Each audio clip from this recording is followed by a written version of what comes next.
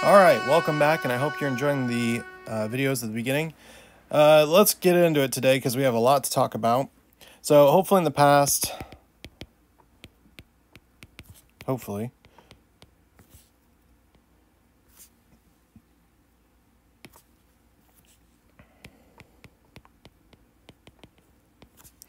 you've seen small signal modeling.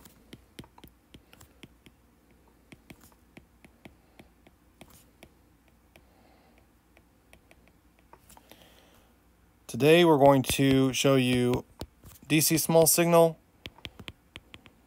which we're not really going to use too much. It doesn't have a very high utility. And then AC small signal. And in particular, we're going to talk about what an AC signal does in here and how it affects things. So we're going to find out that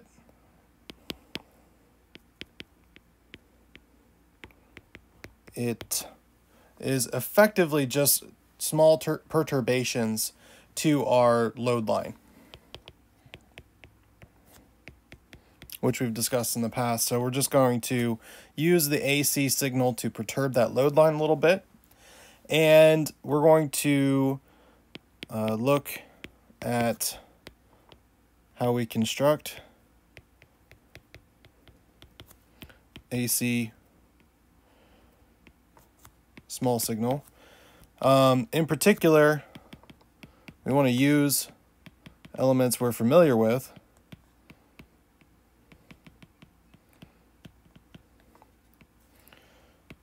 To replace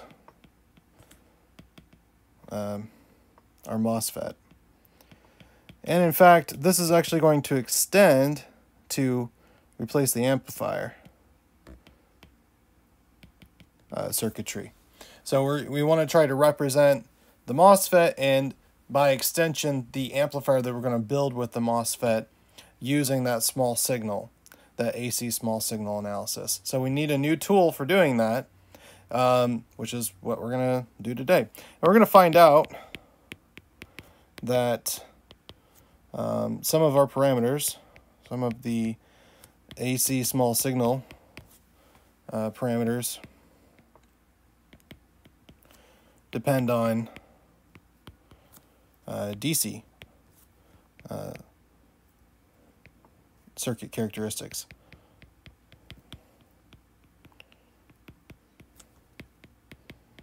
Okay, so just because we're looking at the AC small signal model doesn't mean all the DC stuff goes away entirely. There's still some things that are regulated by that baseline DC current and voltage and things. So we're going to take a close look at that. And then finally, we're going to examine how MOSFETs can be used as active loads, i.e. how we can replace resistors with MOSFETs, which sounds kind of weird to do, but actually it has a lot of practical application when there are certain things that you can't really deal with any other way. So it's a useful tool for not only this stuff or amplification or whatever, but also for standing in as other familiar elements that we have. And it's going to be based off of some of the characteristics that we've already explored a little bit and that we're going to look into today. Okay, let's get into it. We got the DC small signal model. So this is kind of going to be a bit of a dead end for us, but I want to discuss it anyway so that you get kind of a warm up on this. So notice here that we're looking at all DC elements here. We're just looking at those different voltage potentials, the current flowing through, the DC current flowing through, and we've replaced our MOSFET with some traditional elements like a resistor and a directed current source. So that's pretty much it. Recall from last time we had our saturation line. So this, if we were on a particular VGS, do capitals, GS, curve, then what this told us was at what point, when we cross this line, do we move from the linear triode region on the left to the saturation region on the right. Recall also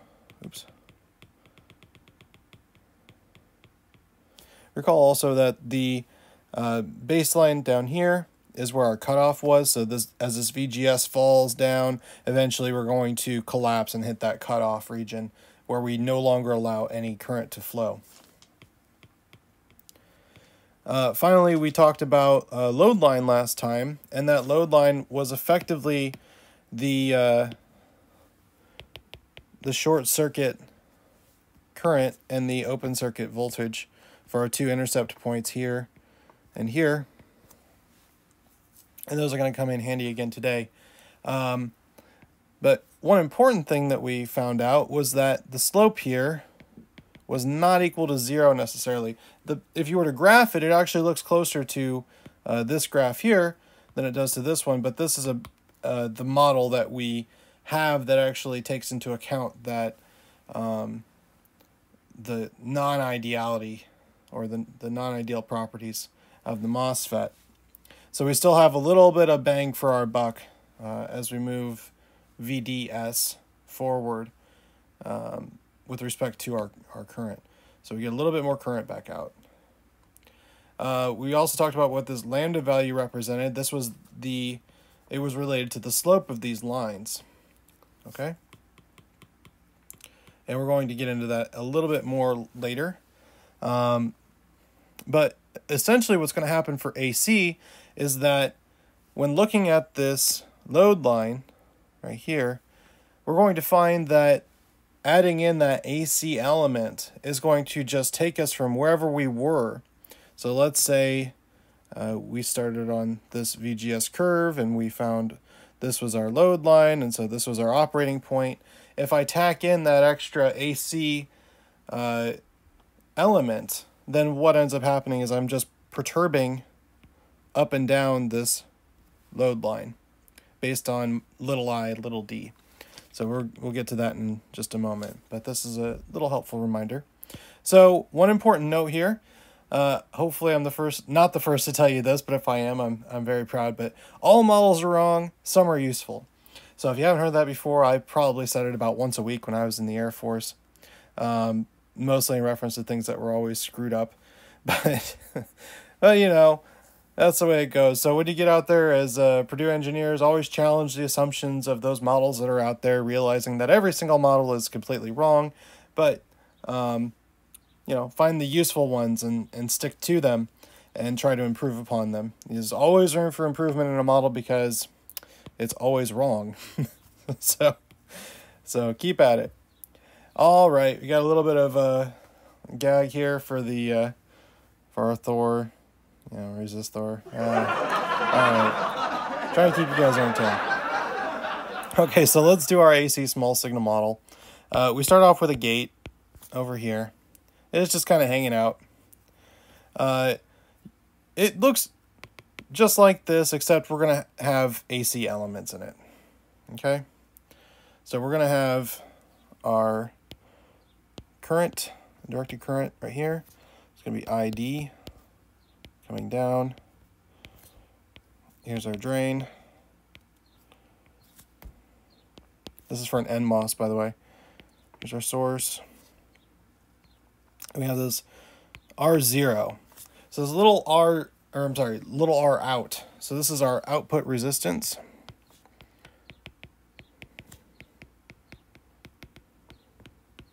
And we're going to talk more about that in a minute, because this is another one of those big words that you know, we're going to define a little bit more explicitly mathematically. ID, little ID here, is defined in kind of two parts. So we have,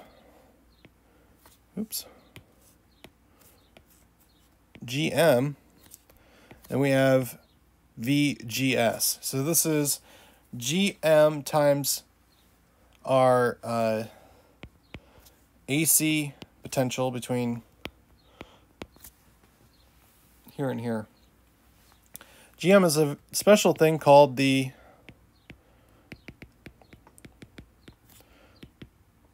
Transconductance.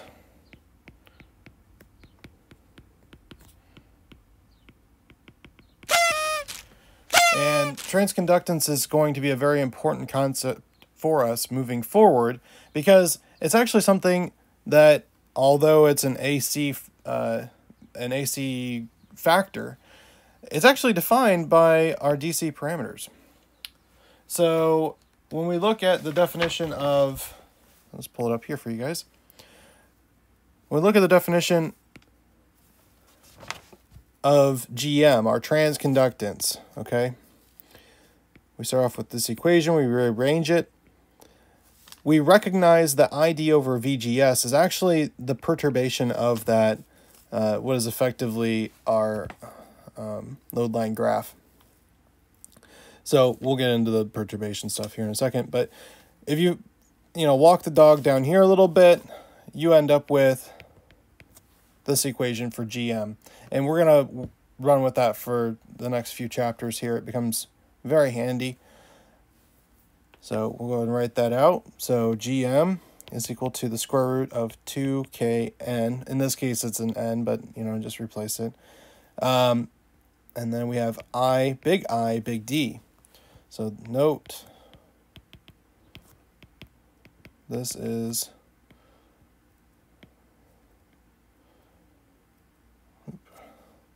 DC dependent, which is kind of interesting. Not surprising. Basically, our DC current and the potential that's associated with it is governing what can flow in or out through that MOSFET. So it's kind of fixing it, and then we're letting ID kind of vary along that a little bit. This is why, we wanted to point this out. Okay, so next, let's talk about this output resistance a little bit. So R0,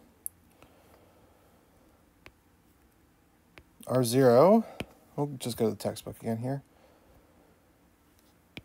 It's defined as follows.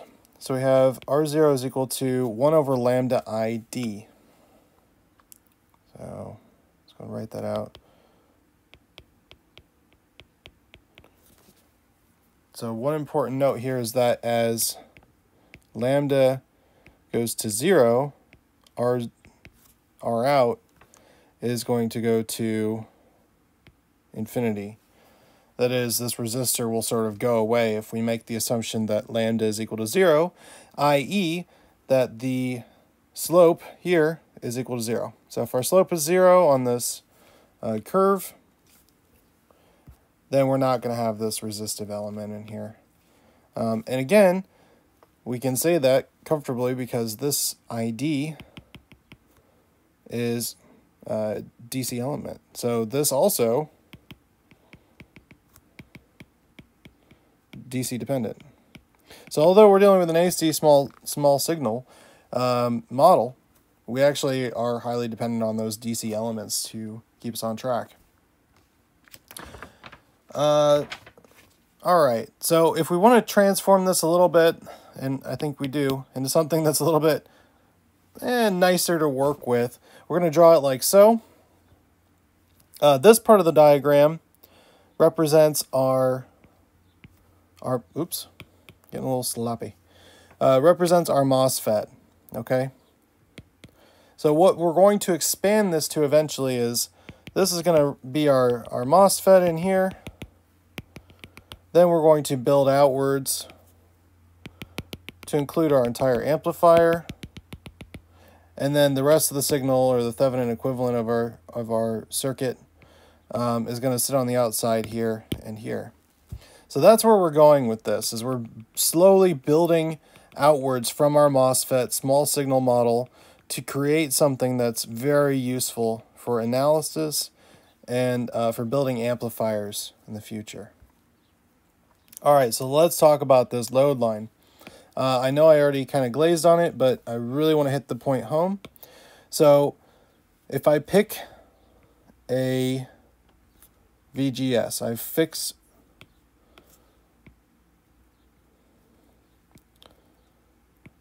a VGS, capital VGS. And I fix a load line. And you'll note this guy here comes from that circuit that we had from before, which looked like so. And something like that. There's a MOSFET in here. Oops. There's our MOSFET in here. We had some voltage here, some voltage here. I believe this was from last lecture, actually it was lecture 2. Anyways, we had a relationship between RD and RSS, and that determined our ID max. This is actually our, as we've probably said before, our I short circuit, and this is equal to open circuit voltage. So you can fix these equations as needed based on that fact.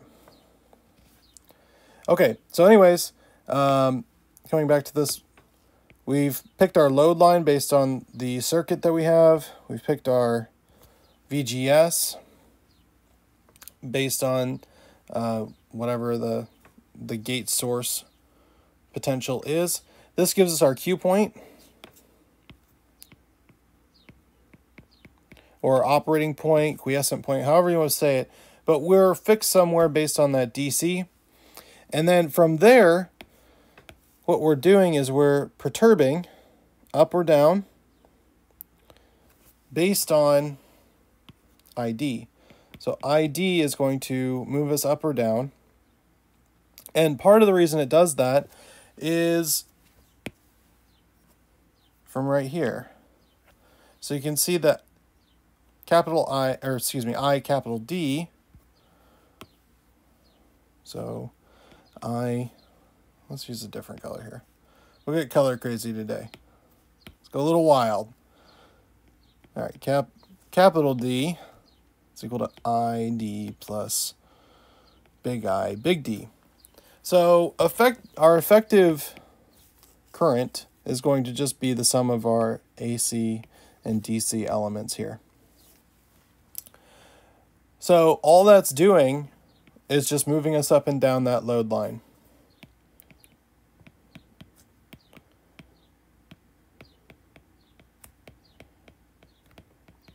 So if you have your load line and your graph sort of defined here, you can easily figure out what these perturbations are going to do to you. Here's a summary of everything for that. So this, as little ID goes up, it's going to take us towards that linear triode region. It gives us a higher ID, right, because it's adding in. If we lower ID or have ID going down, then we're going to move towards saturation, more into saturation, but also towards that cutoff region. So, like we've said before, you're not necessarily, you got to have that GS in order to get the DS, but, yeah, in order for the DS to be effective. Anyways, that should kind of do it for the load line stuff. Let's go ahead and look at the book for its discussion. This is a simple common source MOSFET. So when we say common source, it's with respect to our source right here. All right, so one thing we can note from this is VOC, open circuit, is going to equal VDD. And because we're just going from here to ground, and ISC, actually, yeah, that's how I want to write it. ISC is equal to VDD over RD. This is our only resistance in the way of moving down through here. So that's it. That's our whole deal. So if we're short circuited or open circuit, these are going to define our two parameters for our load line.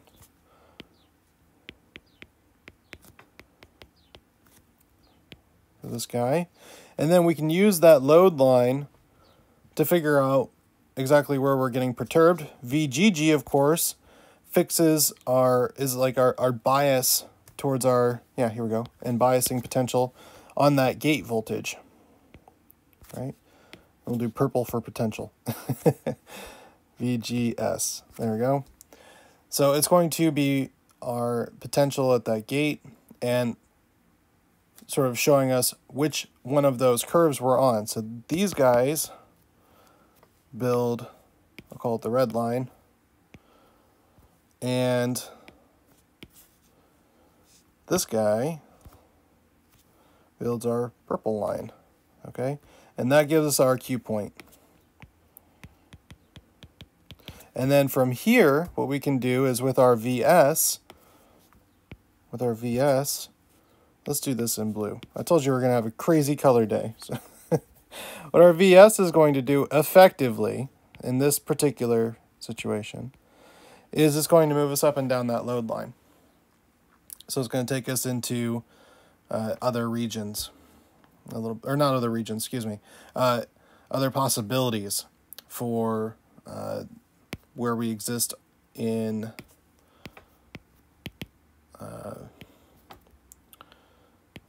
ID versus VDS, effective ID, okay? Okay. Let's go ahead and write this other equation out real quick because I think it's important to have. As a matter of fact,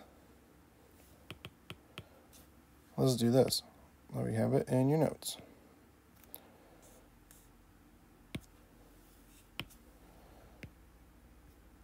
Boop. Oh, no, it didn't work. Okay. Why didn't that copy? Oh, it just grabbed that.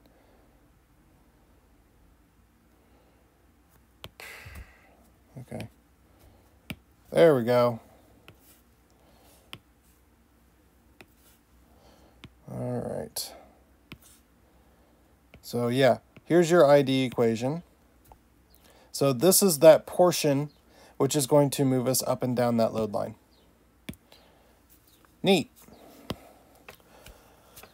All right, what else do we have to discuss in here? Oh, another important equation that I think is worth noting. I don't know if we got this in yet or not, so I'm just going to write it again. VGS is equal to VGS plus little vgs in this case, which should be approximately big VGS. Remember, this is just kind of slightly perturbing us. These two things are going to be proportionate to one another, right? Linearly proportionate. So if this is small, that sort of deal. In this particular instance, we should have, or since we're doing a small signal, we should have this close to the original VGS. So we're close to this line, no matter, you know, our perturbation should not move us too far off of this guy as we move forward. Okay, so that's another handy-dandy equation to have. I'm just going to box this part out because this isn't, it's an equivalence, but not 100% true because we have that component in there. Okay, let's see, what else is worth noting in here? Oh, yes, of course. So VGS, little VGS is much less than VGS minus VTH.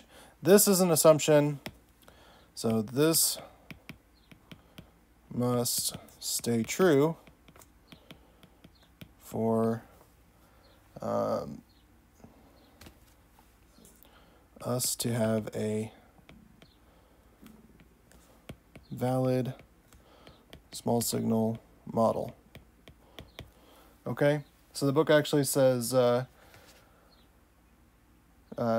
given that we would like most of our AC circuits to continue to behave in a linear manner, i.e. the first order relationship between current and voltage, requiring VGS is much less than big VGS minus VTH, will negate the second term and we will have a valid small signal model. So in short, we want this assumption to be true. If it's not, then you know, this starts to break down.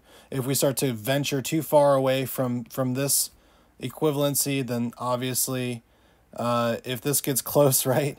If this guy gets close to, let's even say half of VGS or something, then this is going to get much, much larger.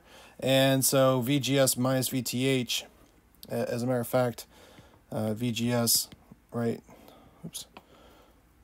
VGS, let's just, for the sake of argument, plus VTH has to be less than this. So if we have a, reasonably sized VTH, and we still want to stay away from that linear triode region, we'll stay in saturation mode, right? Recall this is our saturation condition.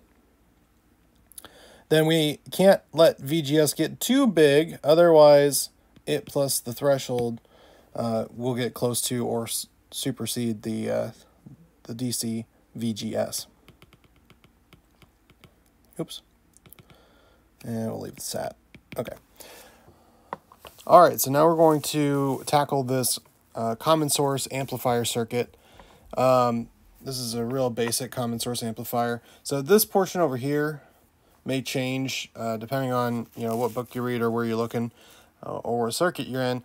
But by and large, it's going to remain the same. The real meat and potatoes here is this portion. And what we're going to do right now is examine how we can transform this into a small signal model. And later on, we're going to actually talk more about this RD later on today. And then we're going to simplify our small signal model a little bit after we build it. So let's get started here. This is what's called a load resistor. And this load resistor can be switched out for a MOSFET. So we'll get there.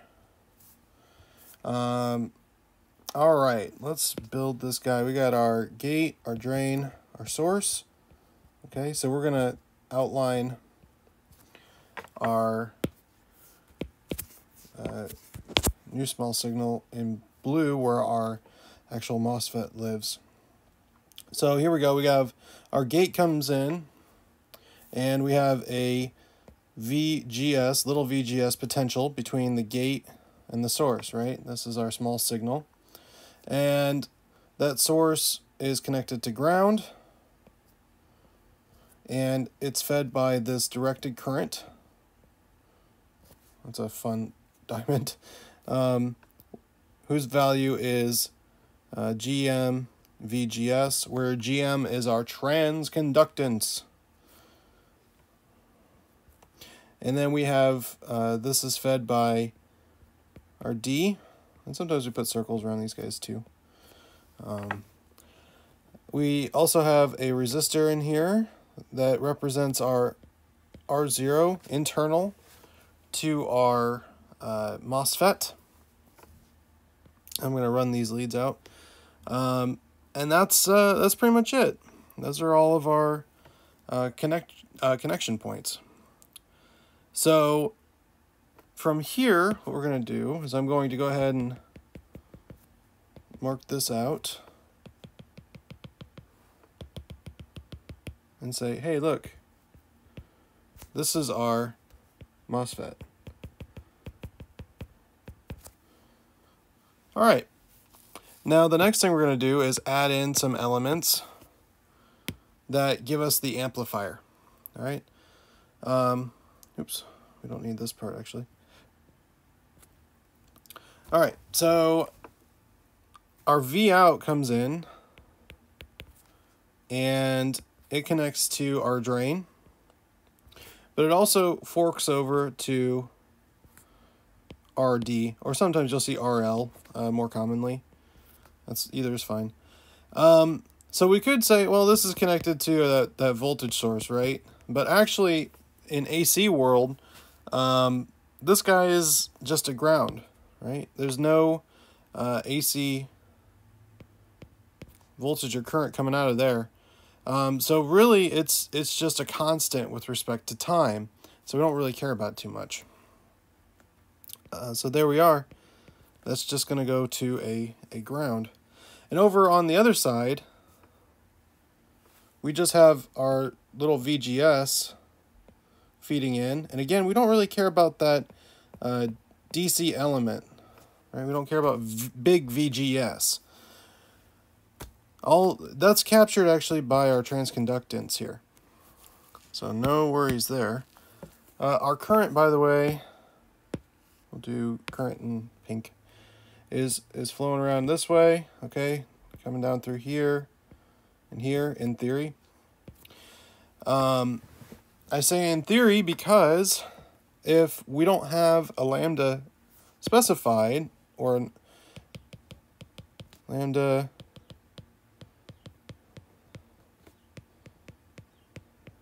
then we assume that lambda is equal to 0, which means that RO is equal to 1 over lambda ID. This goes to 0, so this is going to go to infinity and beyond. So we just drop that out. We could drop that out entirely. Now, our actual amplifier portion is going to be captured by this boundary here.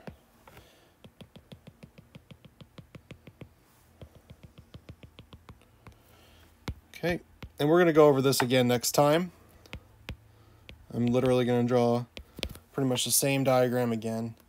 But the kicker here is that you'll notice we've brought RL into the fold. And the reason that we've done that is because RL plays an important, RD plays an important part in actually building this amplifier. So what is it actually doing? Well, from the perspective of V out, so let's write this up here. This is equal to, well, if we're coming up from this side, here, just looking at the voltage, it's going to go from 0 minus whatever the current is, ID, times RL, right? And what we would like to have ideally is a representation with respect to Vn. So how we would write this is, well, we know ID is equal to GM, so GM times little VGS are, sorry, I'm going to keep doing this. There we go, RD.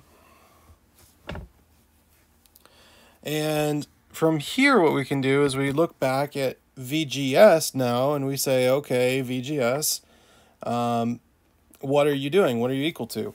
Well, as it turns out, VGS in this case is the same thing as our VN, which we're going to talk about more later.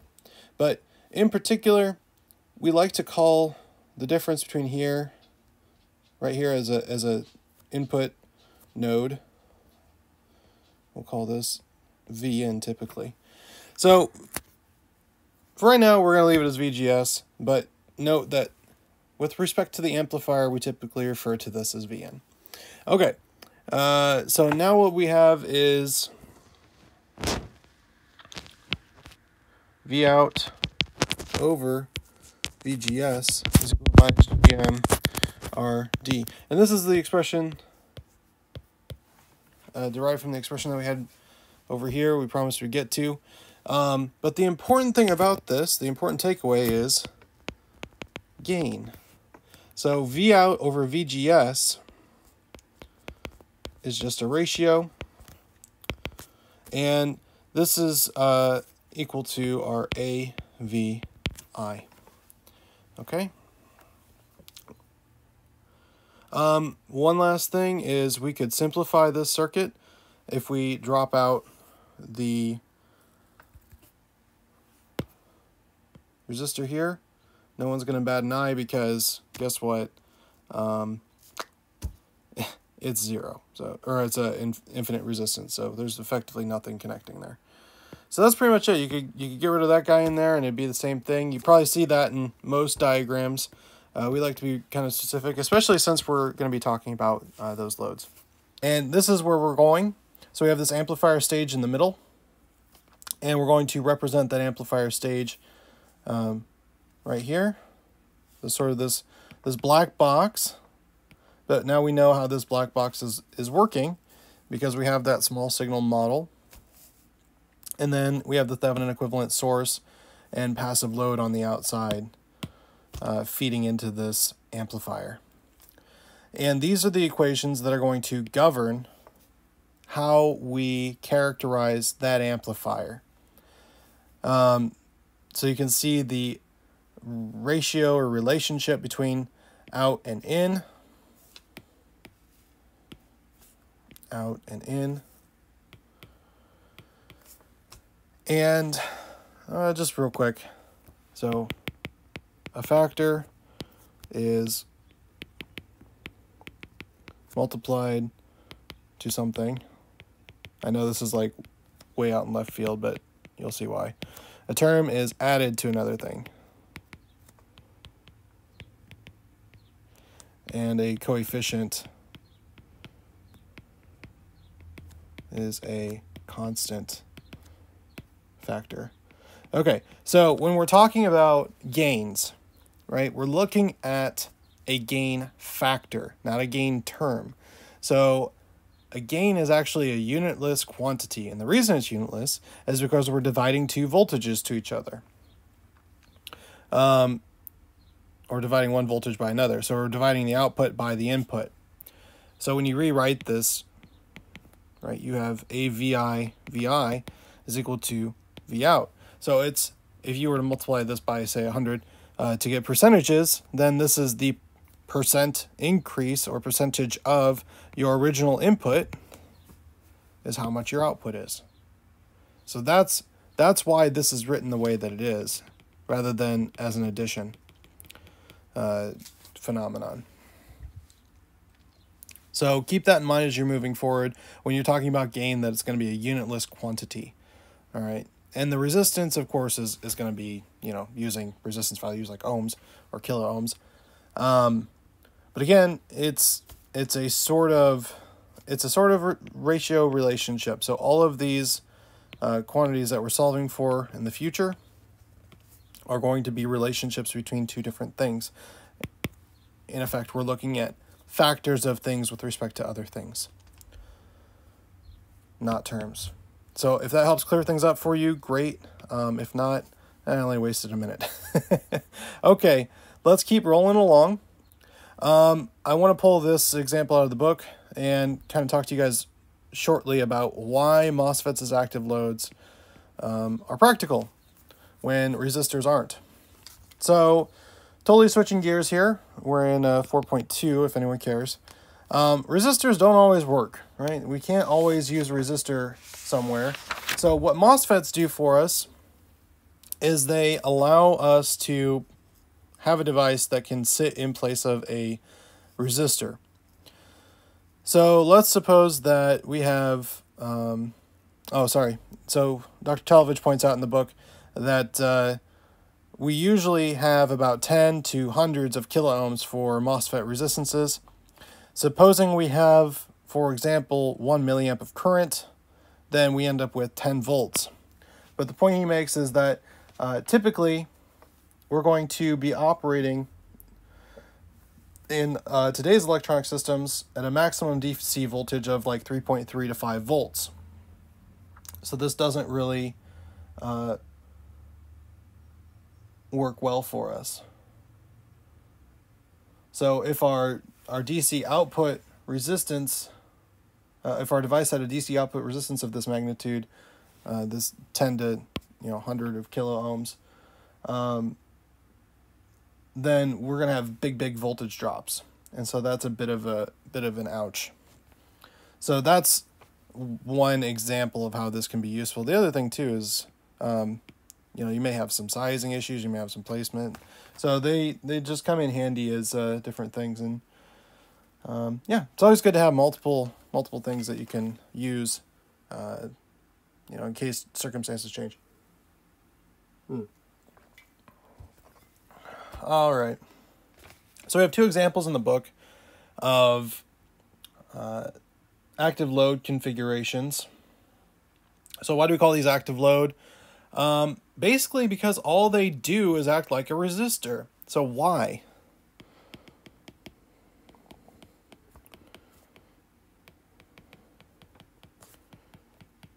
So when would this act like a resistor? Well, it would act like just another resistor if... what? Well, let's look at this depletion mode first. So down here, B, we have our VGS is equal to 0, right? It's got to be equal to 0 because our gate and source are tied together. So if VGS is equal to 0, but we're in depletion mode, then we're always on.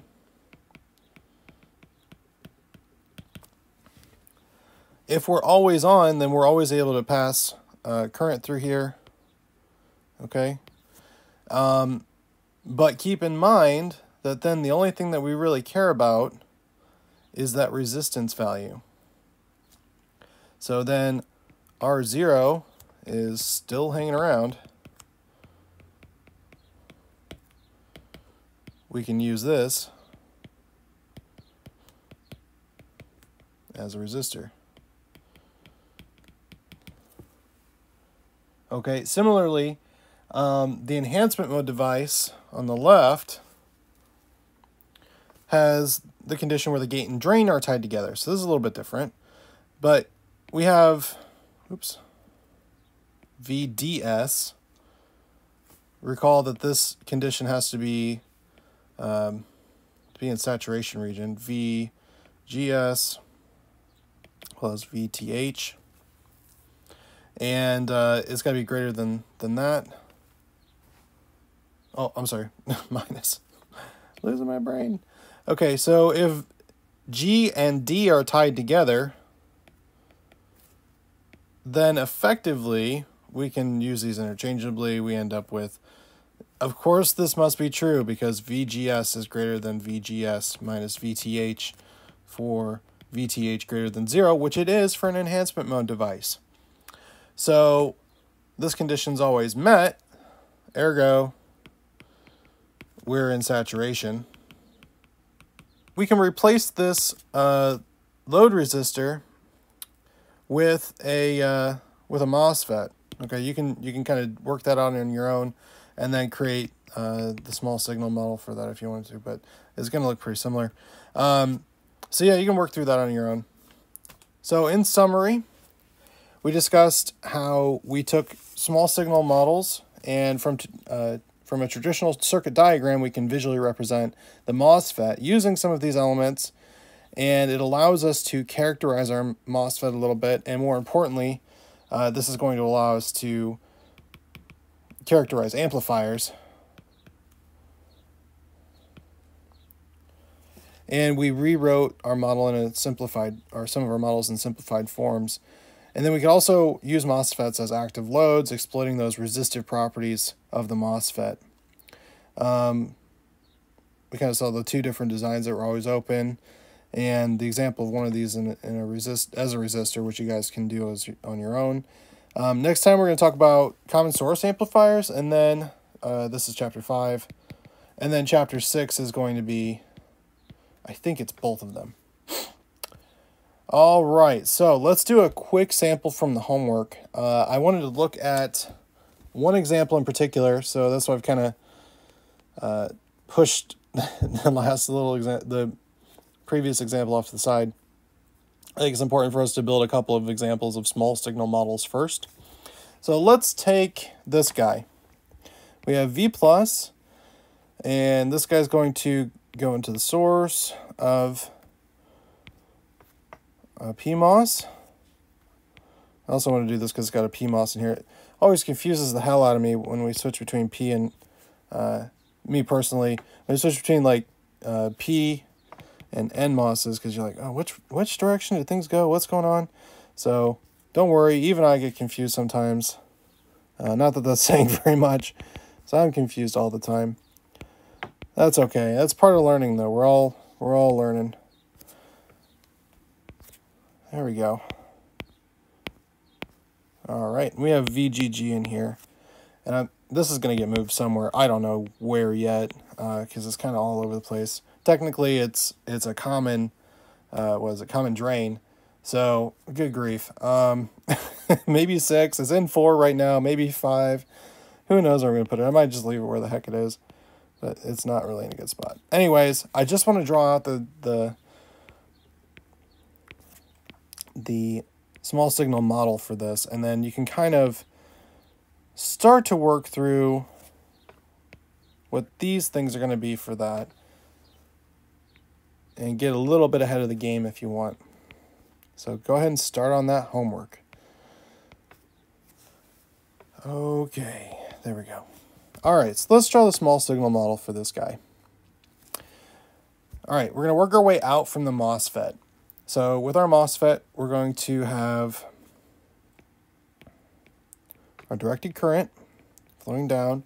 We've got GM, VGS, right? That's our ID. And this is going to come from our drain. There we go. And we got our R0 in here. Very important. Or sorry, R out. I keep saying R0. Our R out. And then here's our source.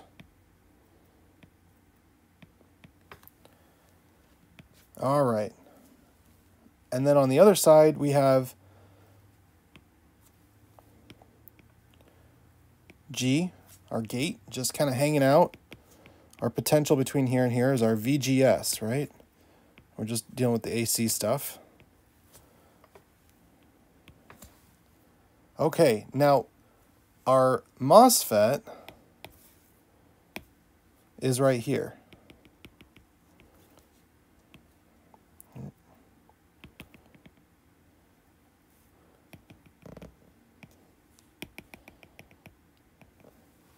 All right, that's our MOSFET. And our amplifier, where we're typically going to draw these little lines, is actually going to sit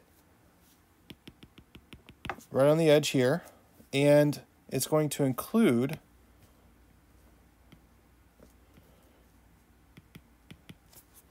RD in here. Oops, forgot to label that. RD. And the reason for that is our RD is actually going to be our output. Well, technically, RD is part of our output resistance. So this guy here is going to feed into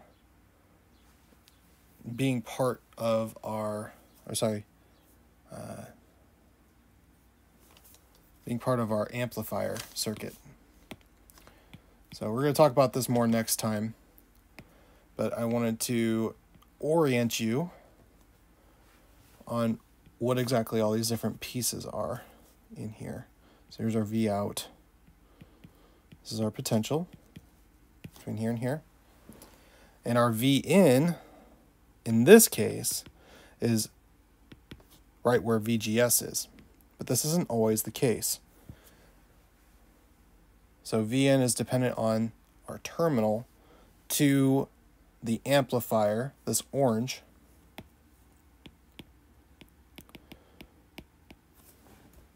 Not necessarily to the MOSFET.